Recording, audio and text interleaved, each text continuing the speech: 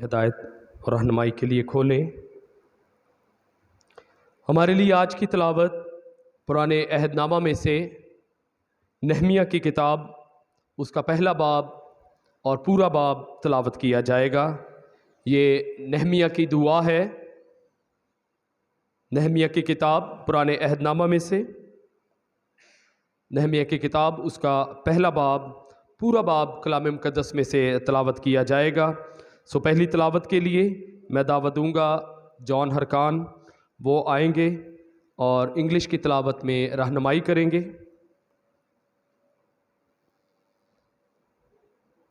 पुराने अहदनामा में से नहमिया नबी की किताब उसका पहला बाब और ये पूरा बाब तिलावत किया जाएगा। इसकी कुल 11 आयात हैं।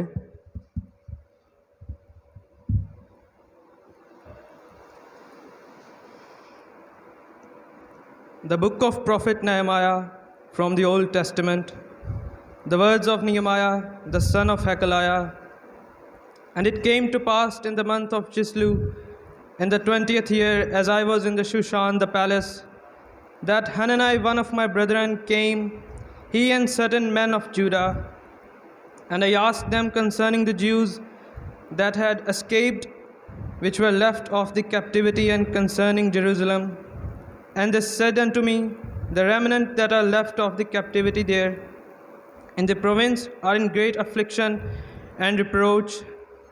The wall of Jerusalem also is broken down, and the gates thereof are burned with fire. And it came to pass, when I heard these words, that I sat down and wept, and mourned certain days, and fasted, and prayed before the God of heaven, and said, I beseech thee, O Lord God of heaven, the great and terrible God, that keepeth covenant and mercy for them that love him and observe his commandments, let thine ear now be attentive, and thine eyes open, that thou mayest hear the prayer of thy servant, which I pray before thee now, day and night. For the children of Israel thy servant confess the sins of the children of Israel, which we have sinned against thee. Both I and my father's house have sinned. We have dealt very corruptly against thee, and have not kept the commandments, nor the statutes, nor the judgments which thou commandest thy servant Moses. Remember, I beseech thee, the word that thou commandest thy servant Moses, saying, if ye transgress, I will scatter you abroad among the nations. But if ye turn unto me and keep my commandments and do them, though there were of you cast out the uttermost part of heaven, yet will I gather them from thence, and will bring them unto the place that I have chosen to set my name there. Now these are thy servants and thy people, whom thou hast redeemed by thy great power and by thy strong hand. O Lord, I beseech thee, let now thine ear be attentive to the prayer of thy servant, and to the prayer of thy servants, who desire to fear thy name. And prosper, I pray thee, thy servant this day, and grant him mercy in the sight of this man, for I was the king's cupbearer. This is the word of Lord. आमीन। सो दूसरी तिलावत पादरी साहब खुद करेंगे। उन्होंने ये कहा है कि दूसरी तिलावत मैं खुद करना चाहता हूँ। ये नहमिया की दुआ है। खुदावंद के ज़िंदा पाक कलाम को सुनेंगे। खुदावंद के खादम पादरी अज़म जॉन दान ये तशरीफ़ रखें। अहद अतीक में से नहमिया की किताब उसका पहला बाब तिलावत किया गया, और उसकी सिर्फ पहली चंद आयात आपके लिए तिलावत करूंगा, और जब हम खुदावंद के कलाम को मिलकर सीखेंगे तो उसके दौरान जो बाकी आयात हैं हम उनको बारी बारी से देखेंगे।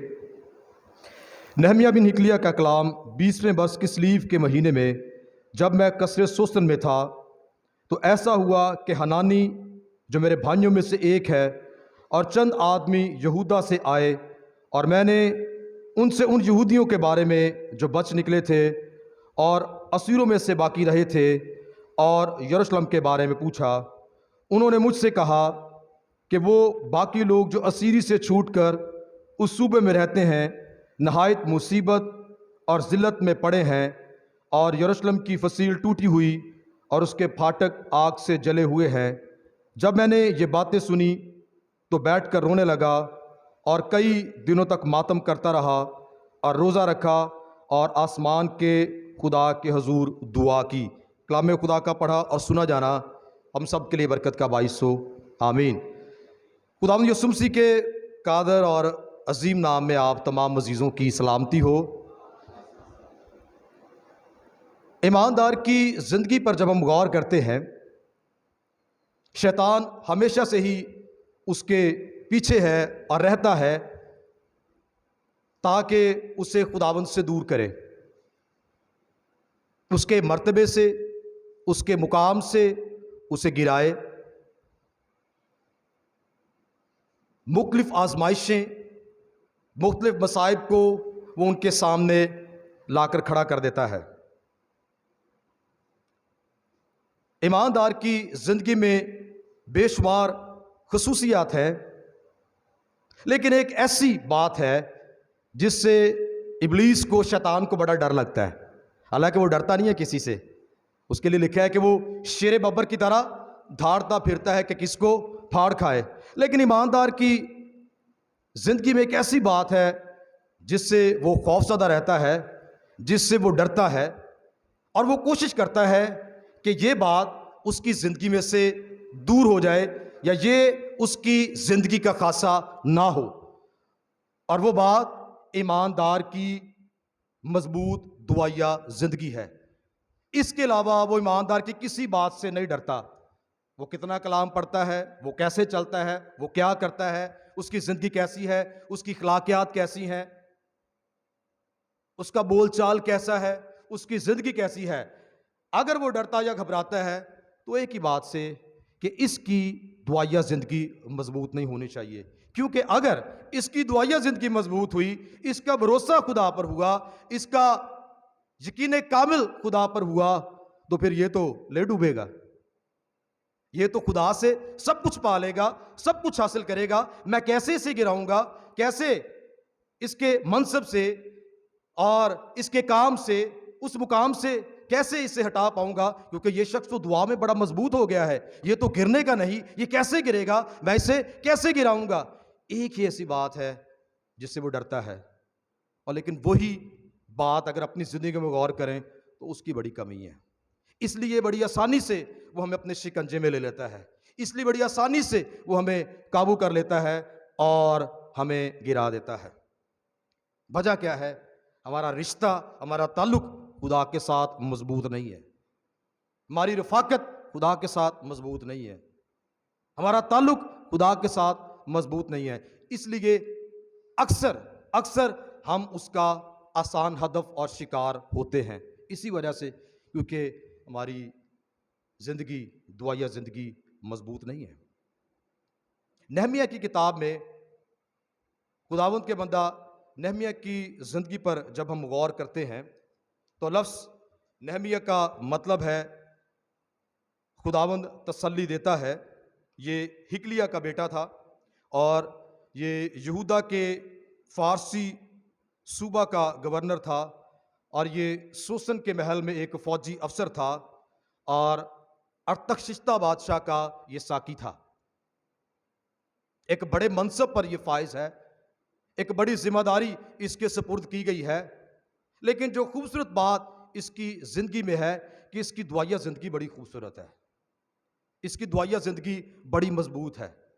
اور جو حوالہ ہمارے سامنے پڑھا گیا ہے نہمیہ کی کتاب، اس کا پہلا باب، اس میں ایک دعا ہے، اور دعا ہی کے تعلق سے آج ہم مل کر چند باتیں جانیں گے اور سیکھیں گے کہ دعا کیا ہے اور دعا کیسے کی جانی چاہیے۔ سب سے پہلے دعا ہے کیا؟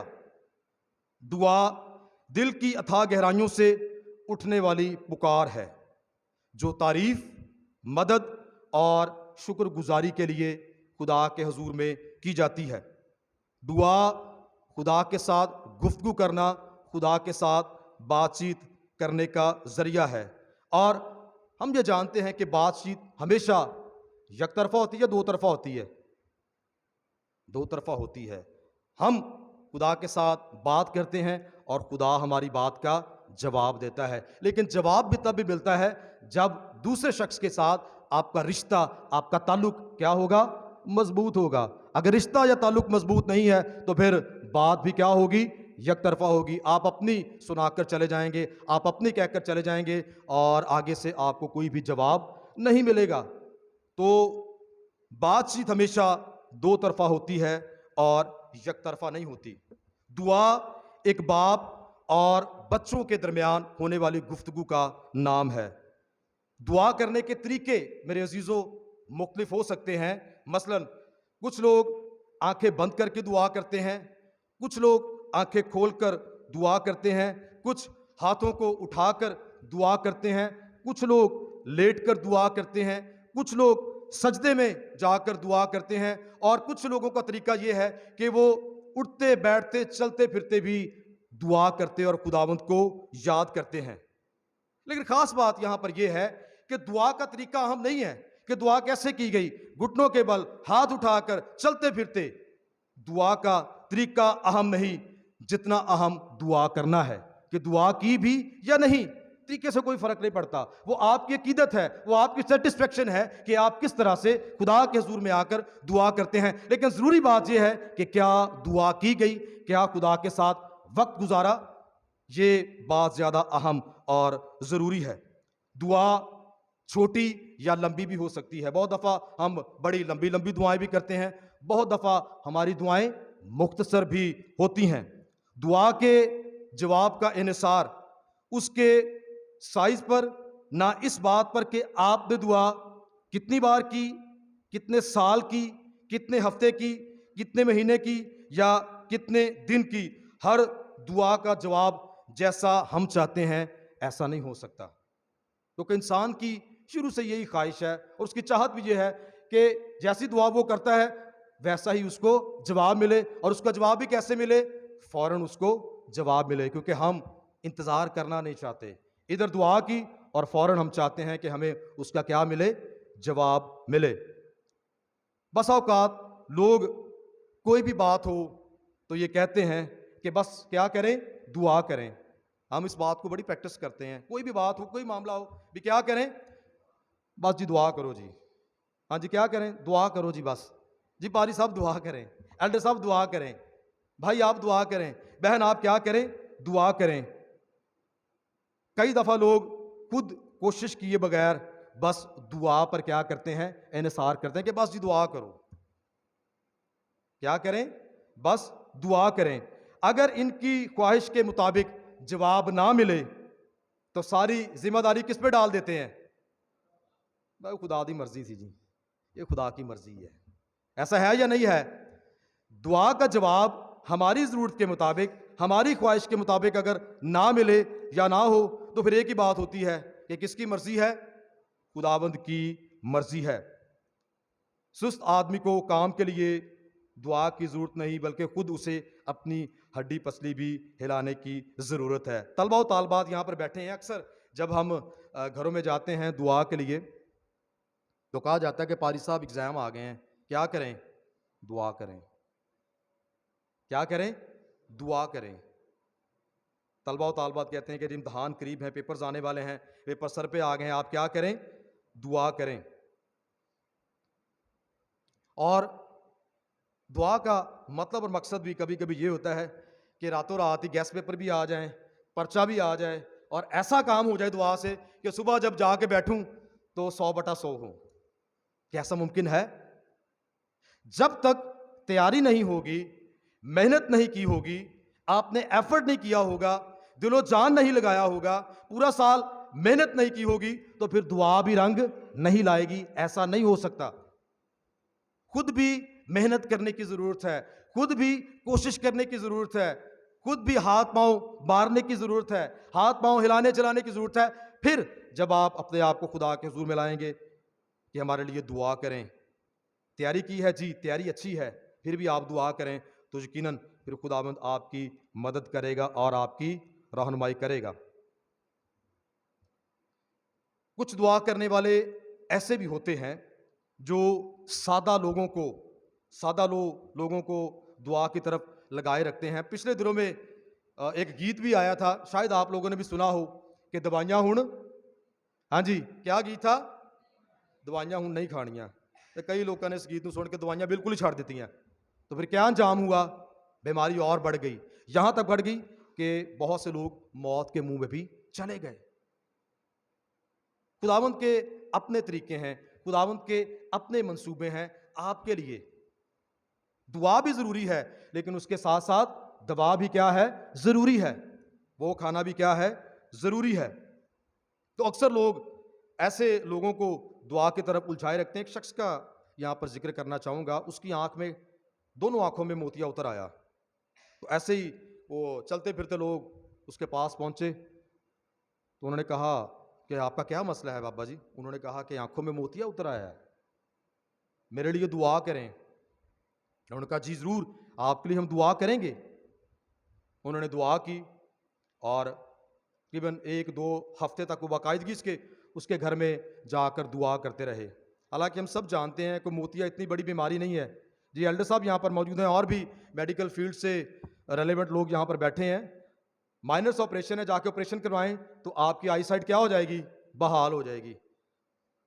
تو اس کے پاس گئے کہ بابا جی تسی اکھاں دا علاج کرواؤ, اس کا آپریشن کرواؤ. نہیں بس دعا ہو رہی ہے, دعا دے نال سارا کچھ کی ہو جائے گا, ٹھیک ہو جائے گا. لیکن بیماری کیا ہوئی, بڑھتی چلی گئی اور کالے موتیے کے ساتھ ہی بابا جی اس دنیا سے رحلت کر گئے. ایسے لوگ ان باتوں کی طرف الجھائے رکھتے ہیں. دعا ہم کرتے ہیں, ہمارا ایمان ہے, بھروسہ ہے, یقین ہے, لیکن جو کام ہم کر سکتے ہیں, جو کام ہماری دسترس میں ہے, وہ ضرور ہم کیا کریں, سر انجام دیں. کبھی کبھی ایسا لگتا ہے کہ دعا ایک جادو کی چھڑی ہے.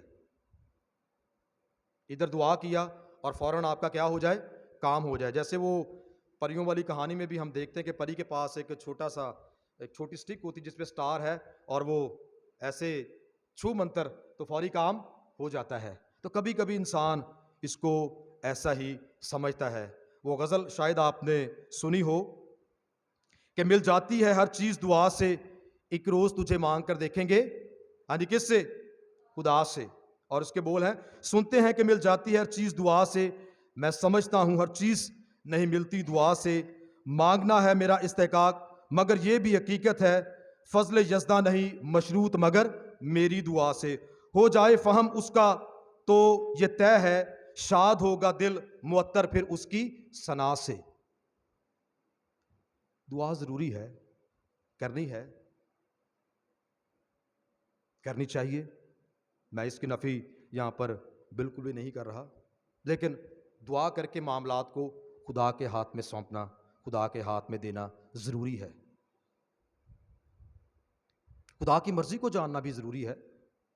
کلام خدا میں لکھا ہے خدا کیا ہے, بھلا ہے, اور اس کی شفقت کیا ہے, ابدی ہے. جو کچھ وہ میرے لیے, آپ کے لیے, آپ کے لیے اور آپ کے لیے کرے گا وہ بھلائی پر مبنی ہوگا.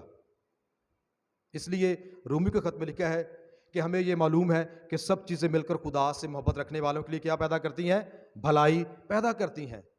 اگر نہیں مل رہا, دیر ہے, تاخیر ہے, ایسے معاملات ہیں, تو اسے خدا کی بھلائی جانیے.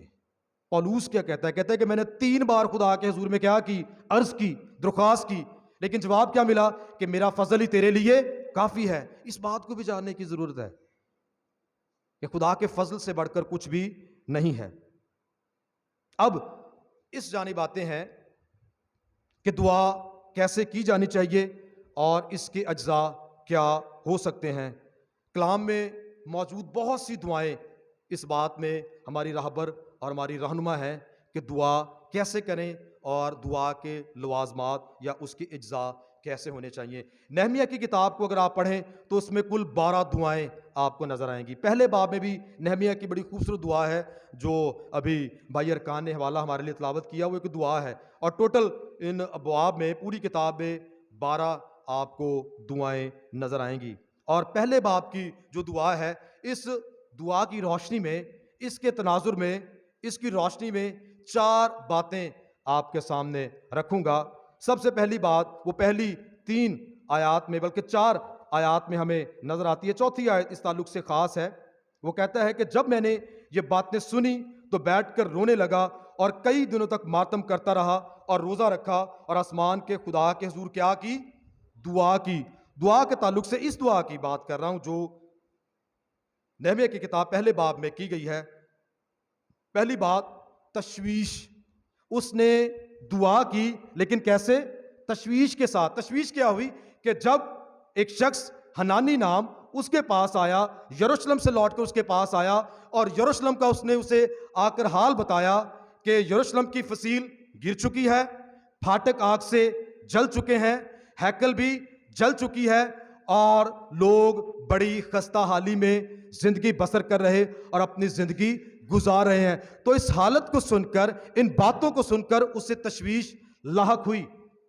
تو پہلی بات اس کی دعا میں کیا ہے کہ اس نے دعا کیسے کی؟ تشویش کے ساتھ. کنسرن پریئر تھی اس کی.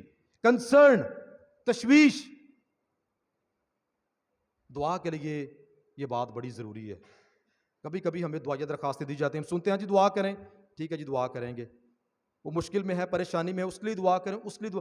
جب تک تشویش کے ساتھ، کنسرن کے ساتھ، دل کے ساتھ اس کی تکلیف کو اپنی تکلیف سمجھتے ہوئے دعا نہیں کریں گے تب تک بات نہیں بن سکتی. نہمیہ نے اپنے کام کے لحاظ مرتبہ اپنی بڑی آرام دہ زندگی جو وہ بسر کر رہا تھا، لیکن جب اسے اس کے بھائیوں کے متعلق آ کر بتایا گیا، اسے کہا گیا، تو اسے تشویش ہوئی کہ میرے لوگ ایسی مصیبت میں، ایسی ذلت میں، ایسی پریشانی میں، ایسی آزمائش میں گھرے ہوئے ہیں. تو پھر اس نے کیا کیا کہ وہ خدا کے حضور میں جھک گیا. کب جھکا؟ جب اسے اس کے بھائیوں کا، اس کے لوگوں کا آ کر بتایا گیا. یہ ہے تشویش، یہ ہے کنسرن، دل سے فکر مندی، محبت کا اظہار کہ وہ خدا کے حضور میں جھک گیا، روزہ رکھا اور دعا کی. دل گیر ہوا، رویا، اور یہ باتیں اس کی تشویش کو ظاہر کرتی ہیں. دعا کے لیے، نہمیہ کی دعا کے لیے جو پہلی بات ہے وہ تشویش ہے، کنسرن. کہ ہمارا کنسرن کسی کے ساتھ کیسا ہے؟ کیا ہم کسی کے لیے اس تشویش کے ساتھ، اس کنسرن کے ساتھ دعا کرتے ہیں؟ کیا ہماری دعائیں اس طرح سے ہیں یا ہماری دعائیں سطحی ہیں؟ کیا ہم دل سے کسی کے لیے اداس، پریشان ہو کر خدا کے حضور میں آ کر دعا کرتے ہیں؟ تو نہمیہ کی دعا ہمیں یہ سکھاتی ہے پہلی بات کہ تشویش کے ساتھ، کنسرن کے ساتھ ہم اس کے لیے کیا کریں؟ دعا کریں. ہماری زندگی، کلیسیائی زندگی، خاندانوں اور اداروں میں کوئی تبدیلی نہیں آ سکتی جب تک ہمیں ان کی ترقی اور بحالی کے بارے میں حقیقی تشویش نہ ہو.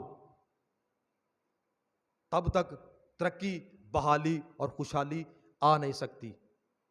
اگر چاہتے ہیں کہ بحالی آئے، ترقی آئے، سرفرازی آئے، خوشحالی ہو، برکت ہو، تو پھر آئیے میرے عزیزو، تشویش کے ساتھ، دل کے ساتھ، دل سے ہم کیا کریں؟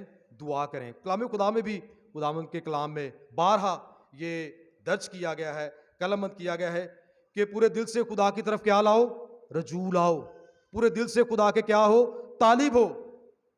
دل سے خدا کے پاس آ کر اپنے اس بھائی کے لیے، بہن کے لیے، بیٹے کے لیے، بیٹی کے لیے تشویش کے ساتھ کیا کریں؟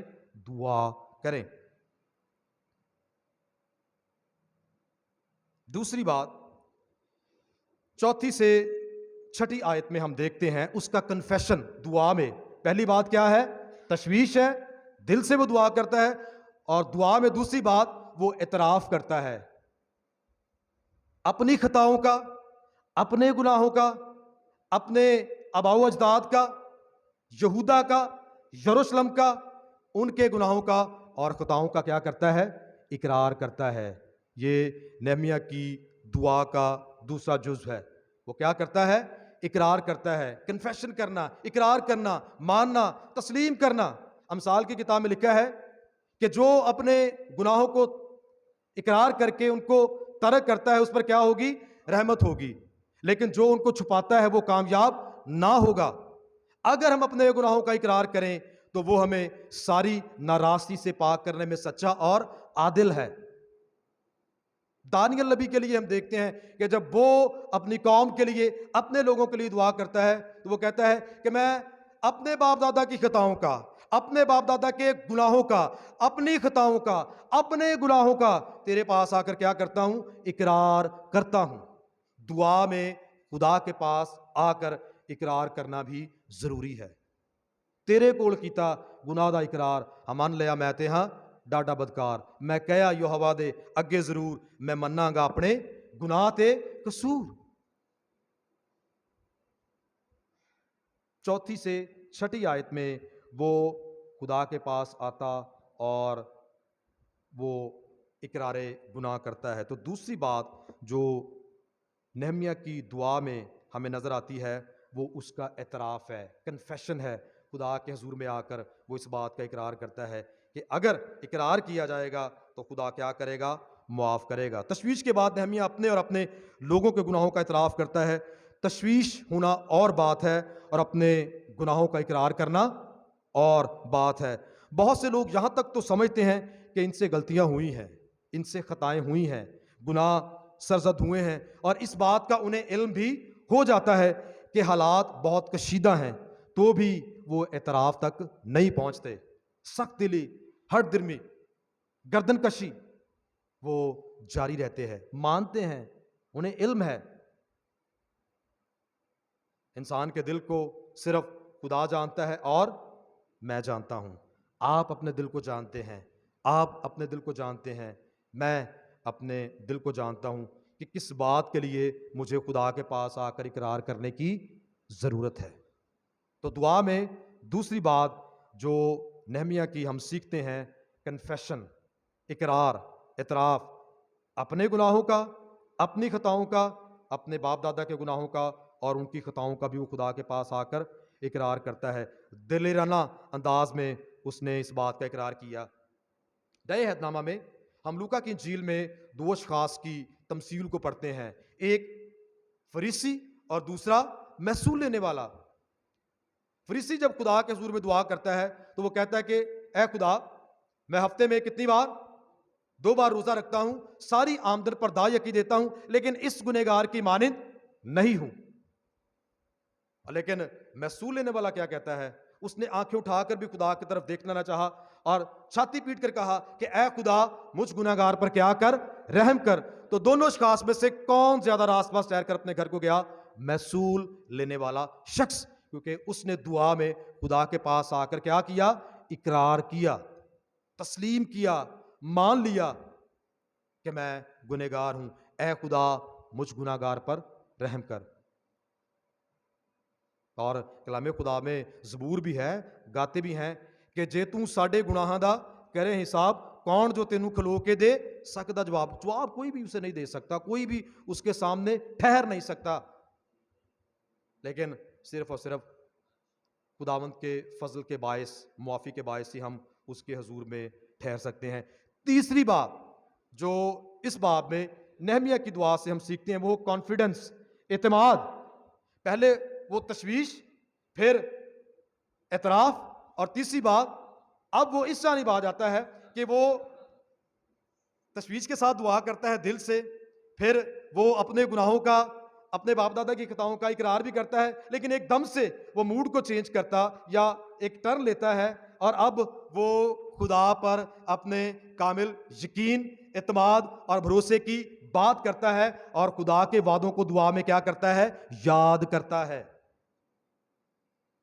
وہ جانتا ہے خدا کیا ہے؟ بھلا ہے، اس کی شفقت ابدی ہے اور اس کی وفاداری پشت در پشت رہتی ہے۔ اب اعتماد ہمیں اس کی دعا میں نظر آتا ہے، کانفیڈنس ہے، یقین ہے، بھروسہ ہے۔ اور پوری بائبل مقدس ایسے وعدوں سے، ایسے حوالوں سے بھری پڑی ہے جہاں پر خداوند نے اپنے لوگوں سے وعدے کیے ہیں کہ مانگ تو تجھے دیا جائے گا، ڈھونڈو تو پاؤ، دروازہ کھٹکھٹاؤ تو تمہارے واسطے کھولا جائے گا, میرے نام سے باپ سے جو بھی چاہو گے تمہارے لیے ہو جائے گا, تو مجھے پکار اور میں تجھے جواب دوں گا. یہ خداوند کے وعدے ہیں. اور اس دعا میں نہمیہ پھر خدا کی جانب جب رجوع آتا ہے, تشویش ہے, پھر اس کے بعد وہ اقرار کرتا ہے, لیکن اب وہ خدا کے وعدوں کو بھی یاد کرتا ہے کہ اے خدا, تو بڑا مہربان خدا ہے, تو عظیم خدا ہے, تیری شفقت ابدی ہے, تیری وفاداری پشت در پشت رہتی ہے. ماضی میں تو نے اپنے لوگوں کو سنبھالا ہے, ان کی محافظت کی ہے, نگہبانی کی ہے, اور اب بھی تو ایسا ہی کرے گا. 8ویں سے 10ویں آیت پڑھیں تو وہاں پر ہمیں نہمیہ کی دعا میں ایک خود اعتمادی نظر آتی ہے. اسے یقین ہے, وہ ایمان رکھتا ہے کہ جو کچھ مانگوں گا وہ مجھے مل جائے گا. اور یسوع مسیح نے اپنی زمینی زندگی میں ہمیشہ یہی فرمایا کہ جا, تیرے ایمان نے تجھے اچھا کیا. اعتماد ہے, بھروسہ ہے, یقین ہے, تو پھر آپ کے لیے اچھا ہوگا, بہتر ہوگا. کلام مقدس میں لکھا ہے کہ اگر تم میں رائی کے دانے جتنا بھی ایمان ہو تو اس پہاڑ سے کہو تو یہ اپنی جگہ سے سرک جائے گا, شہتوت کے درخت سے کہو کہ اکھڑ کر دریا میں جا گر تو وہ دریا میں جا گرے گا. لیکن شرط کیا ہے کہ کیا ہو؟ ایمان ہو, اعتماد ہو, یقین ہو, بھروسہ ہو. نہمیہ جانتا تھا کہ خدا کبھی اپنے وعدوں سے دستبردار نہیں ہوتا. ابھی ہم پرستش میں زبور گا رہے تھے, زبور نمبر 69, کہ رب سچ مچ اس دی سندا ہے دعا جو اس تو منگدا ہے, اپنے اسیراں نو خدا حقیر نہ کدی سمجھے گا. میرے عزیزو, کیا ہم نہمیہ کی طرح خدا کے وعدوں اور اس کے کلام پر بھروسہ کرتے ہیں؟ کیا ہمارا ایمان خداوند پر مضبوط ہے؟ کیا ہمیں یقین ہے کہ میں جو کچھ مانگوں گا وہ خدا ہمیں عطا کرے گا؟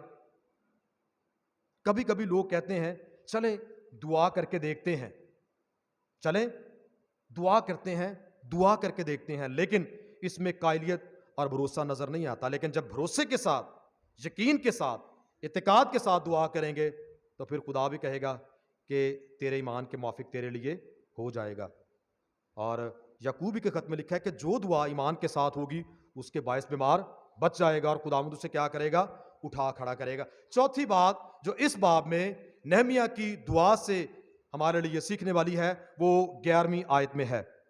لکھا ہے, اے خداوند میں تیری منت کرتا ہوں کہ اپنے بندے کی دعا پر اور اپنے بندوں کی دعا پر جو تیرے نام سے ڈرنا پسند کرتے ہیں کان لگا, اور آج میں تیری منت کرتا ہوں اپنے بندہ کو کامیاب کر اور اس شخص کے سامنے اس پر فضل کر, میں تو بادشاہ کا ساقی تھا. چوتھی بات عملی شمولیت. چوتھی بات کیا ہے؟ عملی شمولیت. اگرچہ نہمیہ جانتا تھا کہ خدا کو نہمیہ کی مدد درکار نہیں, تو بھی وہ عملی طور پر معاملات میں شامل ہونے کے لیے نہ صرف تیار ہوا بلکہ اس نے عملی قدم بھی اٹھایا. عملی قدم کیا تھا؟ دوسرے باب میں پڑھیں تو وہ کس کے حضور جاتا ہے؟ وہ بادشاہ کے حضور میں جاتا ہے. اس نے دعا بھی کی ہے, جو شروع میں بات کر رہے تھے, اس نے کیا کی ہے؟ دعا بھی کی ہے, التجا بھی کی ہے, فریاد بھی کی ہے, لیکن اب عمل کی بات ہے. دعا کے بعد عملی شمولیت بھی ضروری ہے. ہمارا ایکٹ کیا ہے؟ ہمارا عمل کیا ہے؟ ہم کس طرح سے آگے اپنا قدم بڑھاتے یا اٹھاتے ہیں؟ تو اس نے دعا کے بعد کیا کیا کہ وہ کس کے حضور میں گیا؟ بادشاہ ارتخششتہ بادشاہ کے حضور میں چلا گیا, اور جا کر اس نے اپنے لوگوں کے لیے کیا کی؟ عرض کی, منت کی اور دعا کی. دوسرے باب میں پڑھیں تو لکھا ہے, سو بادشاہ نے مجھ سے کہا تیرا چہرہ کیوں اداس ہے, باوجود یہ کہ تو بیمار نہیں ہے, پس یہ دل کے غم کے سوا اور کچھ نہ ہوگا. تب میں بہت ڈر گیا اور میں نے بادشاہ سے کہا کہ بادشاہ ہمیشہ جیتا رہے, میرا چہرہ اداس کیوں نہ ہو, جبکہ وہ شہر جہاں میرے باپ دادا کی قبریں ہیں اجاڑ پڑا ہے اور اس کے پھاٹک آگ سے جلے ہوئے ہیں. بادشاہ نے مجھ سے فرمایا کس بات کے لیے تیری درخواست ہے؟ تب میں نے آسمان کے خدا سے کیا کی؟ دعا کی. پھر میں نے بادشاہ سے کہا اگر بادشاہ کی مرضی ہو اور اگر تیرے خادم پر تیرے کرم کی نظر ہے تو مجھے یہودا میں میرے باپ دادا کی قبروں کے شہر کو بھیج دے تاکہ میں اسے تعمیر کروں. تب بادشاہ نے ملکہ بھی اس کے پاس بیٹھی تھی مجھ سے کہا تیرا سفر کتنی مدت کا ہوگا اور تو کب لوٹے گا؟ غرض بادشاہ کی مرضی ہوئی کہ مجھے بھیجے، اور میں نے وقت مقرر کر کے اسے بتایا، اور میں نے بادشاہ سے یہ بھی کہا کہ اگر بادشاہ کی مرضی ہو تو دریا پار کے حاکموں کے لیے مجھے پروانے عنایت ہوں کہ وہ مجھے یہودا تک پہنچنے کے لیے گزر جانے دیں۔ سب سے پہلے اس نے دعا کی تشویش کے ساتھ، کنسرن نظر آتا ہے۔ کن کے لیے؟ اپنے لوگوں کے لیے۔ گورنر ہے، بادشاہ کے حضور میں ہے، بادشاہ تک رسائی ہے، اور بادشاہ کے ساتھ گفتگو کا مطلب یہ ہے کہ بادشاہ کے دوست کی طرح ہے، ایک بڑے منصب پر فائز ہے، ایک بڑی اچھی اور بڑی خوبصورت زندگی گزار رہا ہے، عیش و عشرت آسائشیں اس کے پاس ہیں، لیکن جب وہ اپنے لوگوں کے لیے سنتا ہے تو لکھا ہے کہ وہ غم کرنے لگا، رونے لگا، اور کئی دنوں تک کیا کیا؟ ماتم کیا، اور پھر خدا کے حضور میں جھک گیا۔ اس سے تشویش ہوئی کہ میں تو آرام میں ہوں، اچھی جگہ پر ہوں، لیکن میرے لوگ کس جگہ پر ہیں، کس حال میں ہیں؟ اور یہی سوچ اس کی دعا کا خاصہ ہے۔ پھر اس کے بعد دوسری بات، اعتراف۔ دعا میں وہ کیا کرتا ہے؟ اعتراف کرتا ہے اپنے گناہوں کا، اپنے باپ دادا کے گناہوں کا، خدا کے پاس آ کر اقرار کرتا ہے۔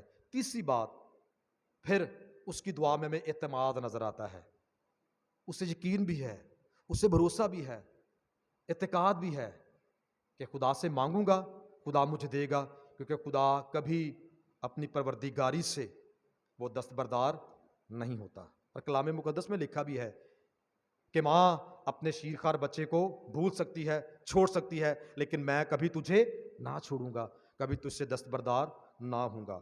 اور تیسری بات، اعتماد، کانفیڈنس۔ اور چوتھی بات، عملی شمولیت۔ صرف دعا کر کے پھر وہ اپنے گھر میں بیٹھا نہیں رہا، بلکہ اٹھ کر وہ کس کے پاس آیا؟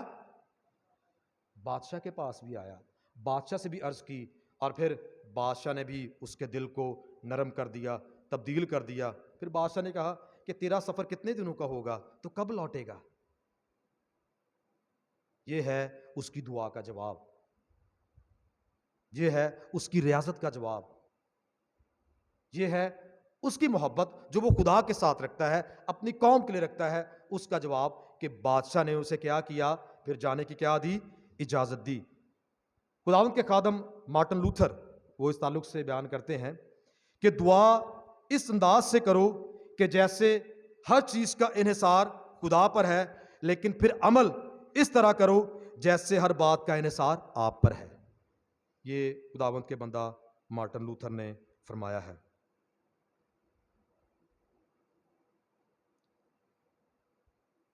نہمیہ کی اس دعا سے ہم نے ان 4 باتوں کو جانا اور سیکھا ہے۔ یہ کوئی فارمولہ نہیں ہے، یہ دعا کے اجزاء ہیں، اور بھی بے شمار دعائیں ہمیں بائبل مقدس میں نظر آتی ہیں۔ صرف نہمیہ کی کتاب میں میں نے ذکر کیا کتنی دعائیں ہیں؟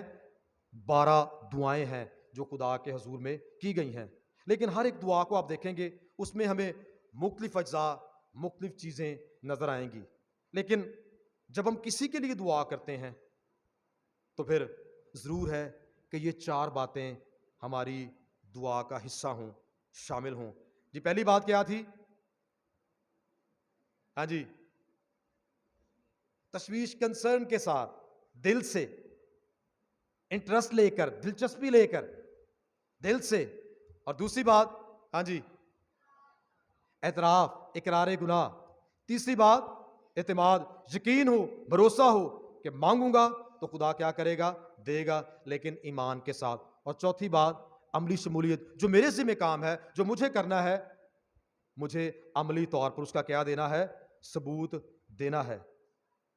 خداوند یسوع مسیح نے جب اپنے شاگردوں کو دعا سکھائی تو انہوں نے شاگردوں سے کہا کہ اس طرح دعا کرو کہ ہمارے باپ تو جو آسمان پر ہے، تیری مرضی جیسے آسمان پر پوری ہوتی ہے زمین پر بھی ہو۔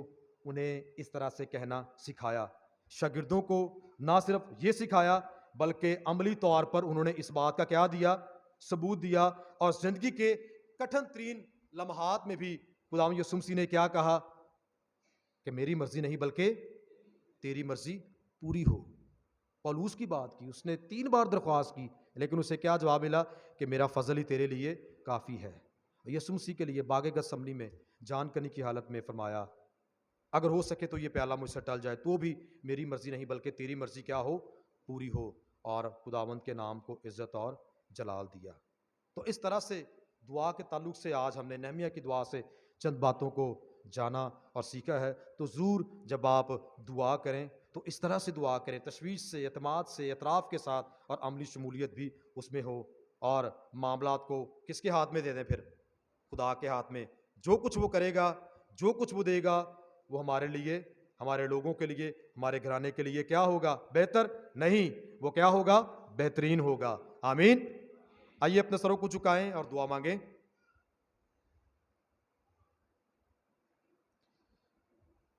اس دعا